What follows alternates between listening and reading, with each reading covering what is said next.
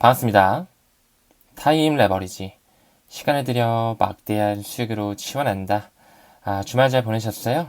새로운 한 주가 밝았고 또 월요일이 밝았는데요.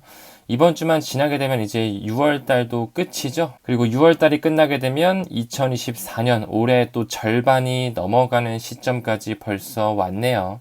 시간이 정말 빠른 것 같은데 그 하루하루 시간을 쪼개서 여러분들과 같이 성장할 수 있었음에 다시 한번 좀 감사드린다는 말씀을 전달드리고 싶네요. 이번 주 일요일에는 이제 첫 유튜브 라이브가 진행이 됩니다. 제가 강연 한 3, 40분 정도 하고 한 나머지 30분, 40분 정도는 좀 소통하는 자리, 구독자님이 좀 궁금하신 거 물어보실 수 있는 그런 자리. 그래서 일요일날 한 저녁 8시, 9시 약 1시간 정도 진행을 하려고 하고 있고요. 참석 자격은 제가 어제 영상에서도 말씀드렸죠. 이 멤버십 회원들에게만 공개가 되는 라이브입니다. 한 달에 4,990원으로 좀 진행을 하려고 하고 있고 한 달에 한 2번 정도 격주로 진행할 예정이고 혹시라도 멤버십 가입하셨는데 아직 멤버십 전용 그 단톡방에 못 들어오셨다라고 하시면 꼭 그 회원 전용 게시글 확인하셔서 카카오 소통방 들어와 주시길 바라겠습니다. 아무쪼록 멤버십에 대한 것 고정 댓글 확인해 주시고요. 이제 라이브로 좀 찾아뵈려고 하고 소통할 수 있는 강연과 시간 준비했다라는 거. 하지만 매일매일 올라가는 이 컨텐츠는 차별 없이 그대로 진행이 됩니다. 자, 천천히 시작해 볼게요. 비트코인 주요 지표라고 나오면서 큰 상승 전에 다지기를 보여주는 것으로 시사가 된다. 제이슨 피지노가 말하고 있죠. 그 부분의 일환으로 2020년에 그 유사한 패턴을 보여준다. 즉 다시 말해 그 세 번째 반감기 불장 사이클을 준비하는 그 다지기의 모습이 보여진다라는 것이겠죠.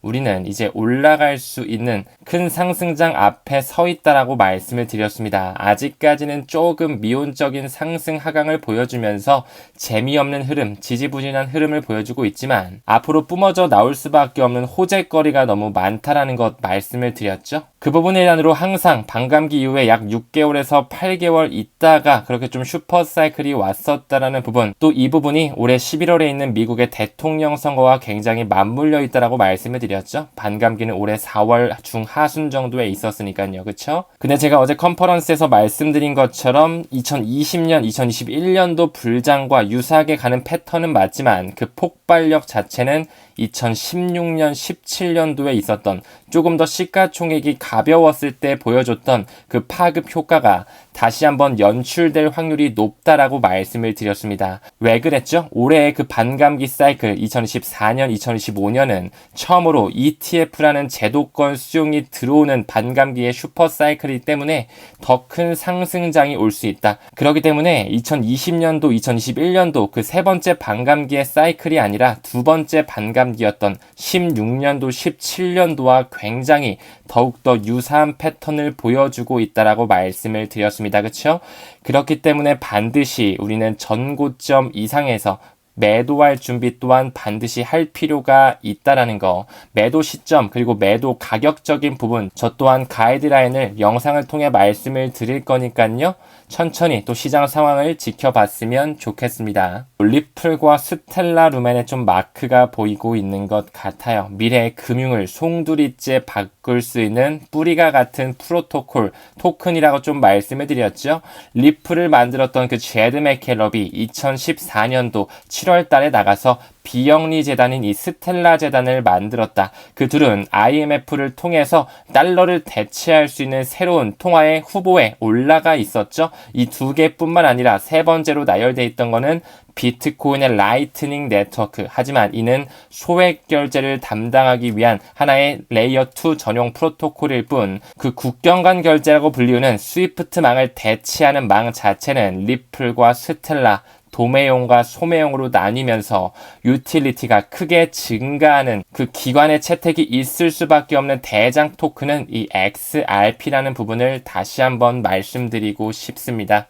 하지만 아직까지도 리플과 SEC의 법 법적 공방전 안 끝났어요. 참 그 컨퍼런스에서도 이제 질문을 받는데 리플은 왜 호재가 많은데 가격이 안 올라요? 우리 지금 존버해서 힘든데 왜 저 연사들은 리플 투자 안 하고 되게 조금밖에 안 사요? 뭐 이런 질문도 좀 주셨는데 제가 말씀을 드렸죠. 뭐 주식이든 부동산이든 똑같을 것 같아요. 이 코인의 가격을 결정하는 것은 수요와 공급 법칙으로 당연히 결정이 되겠죠. 하지만 XRP 같은 경우는 조금 특이하게 에스크로 물량이라는 게 존재했다. 2017년 말부터 그들은 55%라는 그 550억 개를 에스크로 락업 물량으로 잠궈 놓음으로써 계속 한 달에 10억 개씩 기관 또는 중앙은행에 대여 또는 판매를 하면서 오랜 시간 동안 파일럿 테스트를 이어왔다라고 말씀을 드렸죠. 그 명목은 안전한 매매 보호 서비스를 하기 위함이지만 그 세력들의 움직임과 달러의 역사적인 패턴을 미루어 보았을 때 그들의 매도 물량을 만들어내는 하나의 리또속을 자아내는 전략일 수 있다. 플러스 알파로 그들이 매집할 수 있는 수량을 미리 쟁여놓지 않았을까라고 하는 가능성을 열어두자라고 말씀을 드렸죠. 아무쪼록 이제 리플과 SEC의 소송 또한 좀 마무리가 될 수 있는 시기가 점점 다가와지고 있는 것 같아요. 리플의 공식 파트너사인 그 카탈라이즈 리서치 대표도 이제 좀 3분기 정도에는 끝날 것 같다라고 또 저한테 얘기도 해줬고 리플의 CEO 브래드 갈링하우스 또한 여름이 끝나기 전에는 좀 소송이 마무리될 수 있다라는 약간의 그런 희망사항을 우리한테 던져줬었죠.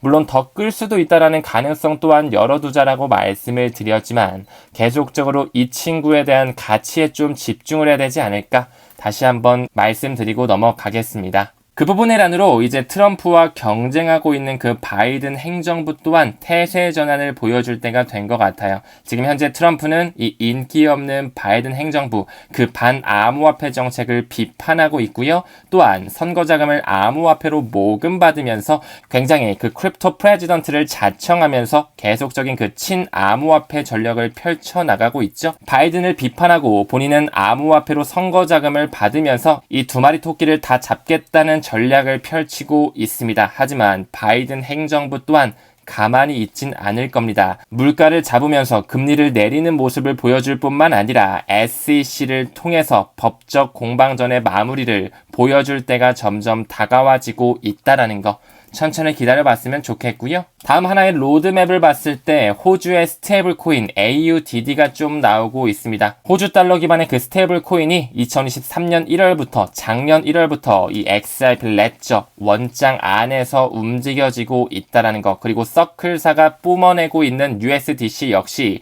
이제 슬슬 누뱅크와 힘을 합치며 XRP 레저 생태계로 가져오는 전략을 펼치고 있다라고 말씀을 드렸죠. 그리고 리플사가 과거부터 브라질, 그 라틴 아메리카의 최대 핀테크 은행인 누뱅크에 직접적으로 투자하면서 누뱅크는 지금 리플렛의 회원 은행이라는 것 그리고 워렌 버핏이 과거부터 5억 달러, 10억 달러를 연속적으로 투자했다? 이미 미래의 금융 생태계는 이 XRP 레저로 입혀지지 않을까 저는 이렇게 좀 보고 있습니다. 다음 기사 봤을 때 카르다노 에이다가 좀 나오고 있어요. 이번에 또 대규모 체인 업데이트가 나왔거든요.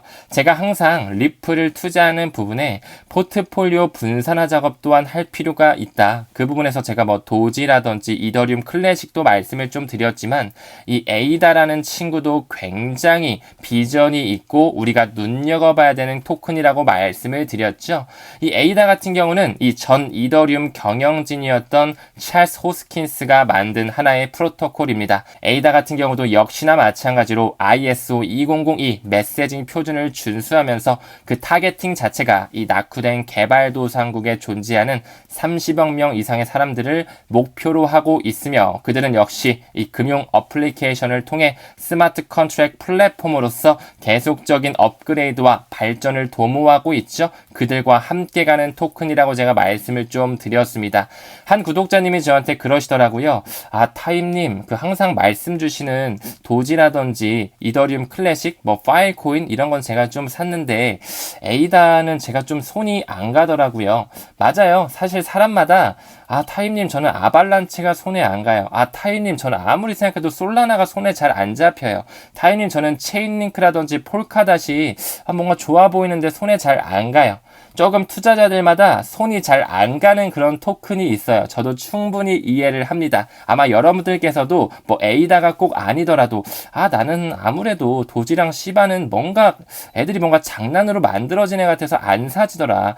나는 뭔가 아발란체, 나는 뭔가 체인링크 이런 애들은 별로 손이 안 가던데 이런 토큰들이 있을 겁니다. 그렇죠? 하지만 제가 계속적으로 강조를 드리는 이유는 있다라는 것과 기관의 채택이 이미 끝났기 때문에 항상 제가 자신 있게 좀 말씀을 드리고 있다라는 거 참고만 좀 해주시고, 물론 저도 XRP를 가장 많이 가지고 있습니다. 그래도 우리가 이번 불장 시그널, 불장 사이클에 XRP가 완전히 배제될 수도 있다라는 가능성 또한 열어놓아야 되기 때문에 어느 정도의 그 분산화 작업 또한 필요하니까 좀 참고적으로 말씀을 드리는 거다. 이렇게 조금 이해를 해주시면 좋을 것 같습니다. 아무쪼록 이 카르다노 업데이트, 최근에 이 GitHub 액션을 통해서 새롭게 출시가 되면서 또 카르다노 에이다 같은 경우는 여러분 잘 아시다시피 우리가 믿고 있는 업비트라는 거래소, 닥사의 1티어 거래소죠. 여기서 또 스테이킹까지 지원하고 있다라는 거 참고적으로 좀 봐주셨으면 좋겠고, 제가 이번에 컨퍼런스에서 조금 놀랐던 게 많은 구독자님들이 그래도 업비트에서 조금 스테이킹을 많이 하고 계시지 않을까? 제가 한번 손을 들어봐달라, 지금 스테이킹 하시는 분 손을 한번 들어봐달라 했는데 제가 봤을 때 한 20% 정도밖에 안 하시더라고요. 어떻게 보면은 스테이킹에 대해서 아직 개념조차 잘 모르시는 분들도 정말 많아가지고 제가 그런 부분은 좀 유튜브 라이브를 통해서 말씀을 드릴 수 있도록 하겠습니다. 반드시 안전한 거래소에서 스테이킹 해주셔야 된다는 거 역시나 제일 중요한 부분이겠죠? 참고적으로 말씀드리고 좀 넘어가겠습니다. 다음 기사 봤을 때 이 캐나다의 3IQ라고 하는 이 펀드 매니저가 이제 북미 최초로 솔라나의 ETF가 출시될 수 있다라는 가능성을 열고 있는데요. 이제 비트코인을 다음으로 이더리움이 승인되는 시기를 우린 기다리고 있죠. 아마 7월 초를 기준으로 한 7월 2일에서 4일 사이 기준으로 완전히 S1을 승인하면서 점점 규제의 명확성, 이더리움 또한 가져오지 않을까 생각을 하고 있고요. 그 다음 타자로 꼽히는 친구들 중에 제가 솔라나를 또 말씀을 드렸었죠. 어떻게 보면은 그 그레이스케일의 라지캡 펀드에 있는 순서대로 ETF가 조금씩 승인될 수도 있을 것 같아요. 비트는 끝났고 이더리움도 이제 반쪽짜리지만 거의 다 끝나가는 모습이 보여지고 있잖아요. 그렇죠? 최근에 SEC에서도 이제 규제의 명확성을 선언한 바 있었고요. 그 다음 솔라나가 좀 보이면서 그 밑에 바로 우리가 집중적으로 투자하는 XRP, 그리고 그 밑에는 RWA의 대장격으로 있는 아발란체, 최근에 해킹 이슈로서 조금 한번 주춤했는데 이 친구도 한번 기관의 흔들기일 뿐 반드시 올라갈 수밖에 없는 유망한 토큰이라고 생각을 합니다. 아무쪼록 이런 메이저 토큰에 좀 집중할 필요가 있다. 한 번 더 강조 드리고요. 다음 기사 봤을 때 이 억만장자 기술 대기업 CEO가 이제 슬슬 이 비트코인에 관심을 표명하면서 그 마이클 세일러, 마이크로 스트래티지를 이끌고 있는 수장이죠. 그분의 트위터를 리트윗한 이력이 공개가 됐습니다. 여기서 그 억만장자 기술 대기업 CEO는요. 여러분 잘 알고 계시는 그 노트북 브랜드로 잘 알려져 있죠. 델 테크놀로지 그 CEO가 이제 슬슬 암호화폐 쪽에 관심을 또 표명하면서 또 엄청난 거대 기술 대기업 CEO도 이제 슬슬 암호화폐를 또 받아들이는 듯한 스탠스를 취하고 있구나. 아직까지 대중들은 암호화폐에 대해서 많이 관심 없잖아요. 그쵸? 많은 구독자님들이 타임님 저 와이프한테 들키면 큰일 나요. 타임님 저 남편한테 들키면 큰일 나요. 아주 이러다가 부부싸움 나는 거 아닌가. 저도 좀 조마조마한데 아무쪼록 좀 공부를 수반하셔서 우리는 같이 투자를 하는 거니까 단타를 치는 게 아니라 김치코인, 그런 밈코인, 시가총액이 가벼운 코인에 투자하는 게 아니라 글로벌 메이저 코인들에 투자하는 것이기 때문에 저는 반드시 여러분들께서 올해 4분기, 내년 1분기까지 있을 수 있는 그 슈퍼 사이클까지는 끌고 가셨으면 좋겠습니다. 다음 기사 봤을 때 서클의 CEO 이 제레미 알레이어가 나오고 있네요. 암호화폐 미래에 대해 강한 낙관을 보여주고 있다. 제가 항상 말씀을 드렸죠. 이 서클이라는 회사 USDC를 직접적으로 찍어내면서 굉장히 많은 미 국채를 보유하고 있다. 그리고 그들은 골드만삭스가 과거부터 자금을 모금한 하나의 골드만삭스의 출자 회사라고 말씀을 드렸고요. 서클 같은 경우 세계 최대 자산 운용사와 연결되어 있는 그 유대계 자본이 굉장히 깊숙하게 들어와 있기 때문에 반드시 그들은 달러의 단물 빼기를 하는 부분에 이 서클과 테더 활용할 것이다. 지금 현재도 계속적으로 활용하고 자금을 쏘아대고 있죠. 그리고 올해 1월에 그들은 계속 IPO, Initial Public Offering, 나스닥에 또 상장을 시키지 않을까 이렇게 좀 생각이 드는데 역시나 돈 넣고 돈 먹기를 하는구나. 그들과 함께 같이 가고 있구나 알아주시고요. 정말 미래에 이 스테이블 코인이 어떤 생태계 안에서 가치의 이동을 실현하게 될지 우리가 투자하고 있는 토큰과 직접적으로 연관성을 가지고 있습니다.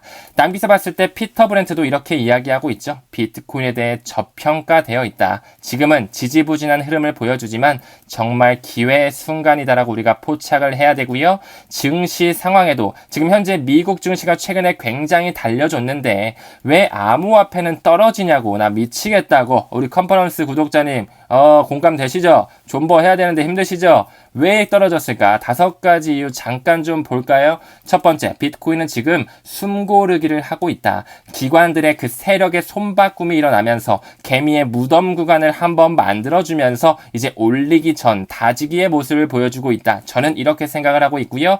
이제 네 번째 반감기가 지난 지 얼마 안 됐어. 4월 중순에 있었죠. 항상 그 슈퍼사이클이 6개월에서 8개월 이후에 있었지만 올해 같은 경우는 좀 빨리 오지 않을까 제가 말씀을 드렸습니다. 그래서 한 8월, 9월을 좀 기대해야 되지 않을까, 서머 랠리가 있지 않을까 말씀을 드렸었고 지금 현재 ETF 자금이 순유출이 좀 계속적으로 되고 있어. 이 또한 세력들의 손바꿈, 세력의 의도라고 제가 말씀을 드렸고요. 역시나 이 마운트 곡스 보상 또한 일본의 최대 거래소, 세계 최대 거래소로 손꼽혔던 그런 거래소죠.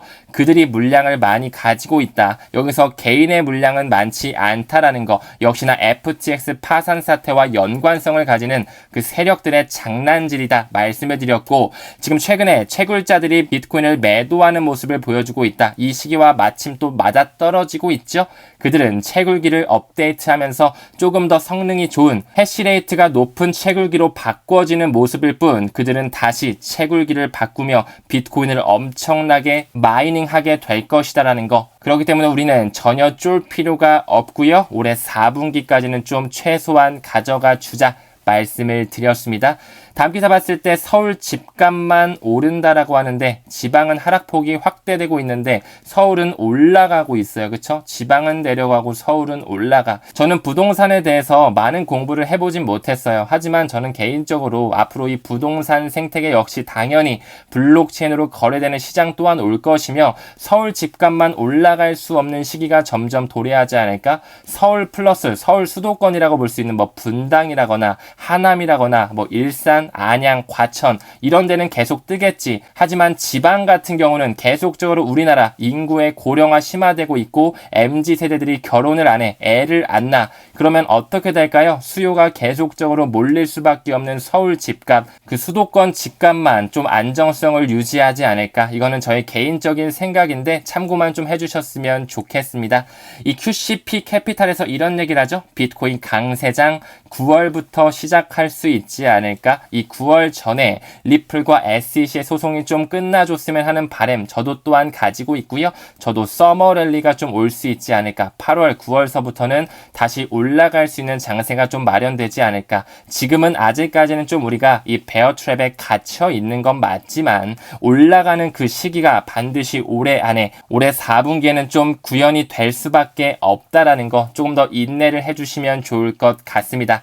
미국의 공공부채 위기 계속적으로 그들은 돈을 찍어내고 있어요. 예측은 가능하지만 대책이 없다. 최근에 이 포춘에서 뭐라 그랬었죠? 스테이블 코인으로 미국의 국가 부채를 완전히 해결할 수 있다라고 한 게 엊그제 같은데 이제는 또 대책이 없다라고 하고 있네. 왜 그렇죠? 달러가 붕괴되고 있으니까 브릭스가 확장되고 있잖아요. 그렇죠? 눈에 보인단 말이야. 페트로 달러도 이미 붕괴가 된 지는 오래됐어요. 그렇죠? 그러면 전 세계를 아우르는 하나의 공용 화폐가 반드시 나와야 될 텐데 어떤 친구와 연관성을 가지고 있을지 저는 우리가 반드시 중장기적인 안목으로 가져가야 된다. XRP를 디지털 다이아몬드라고 생각을 해야 된다라고 생각합니다.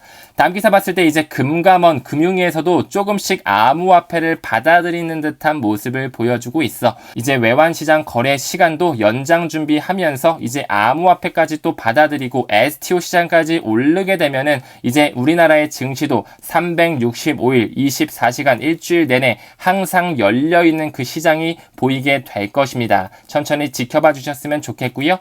전문가는 뭐 XRP가 100배 이상 오를 수 있다 뭐 이런 식으로 이야기를 하는데 너무 희망 고문 같으니까 좀 빠르게 넘어가고 우리는 반드시 가치에 집중하면서 지금 XRP를 매도하는 것 초기에 구글, 아마존, 페이스북, 메타 이런 친구들을 매도하는 것과 똑같다라고 생각을 합니다. 반드시 그 CBDC의 세상, 스테이블코인이 옮겨지는 세상, 암호화폐로 모든 것을 결제할 수 있는 그 QR의 세상에서 디지털 세상에서 어떤 친구가 운동장의 그 생태계 역할을 할지 그리고 국경 간 결제를 아우르는 그 기관의 채택, 수요와 공급 법칙으로서 반드시 드랍 단위로 쪼개질 수밖에 없는 가격이 폭발할 수밖에 없는 코인은 저는 이 친구라고 좀 생각을 하는 겁니다. 아무쪼록 이번 주도 이제 새롭게 시작이 됐는데 화이팅 하셨으면 좋겠고요.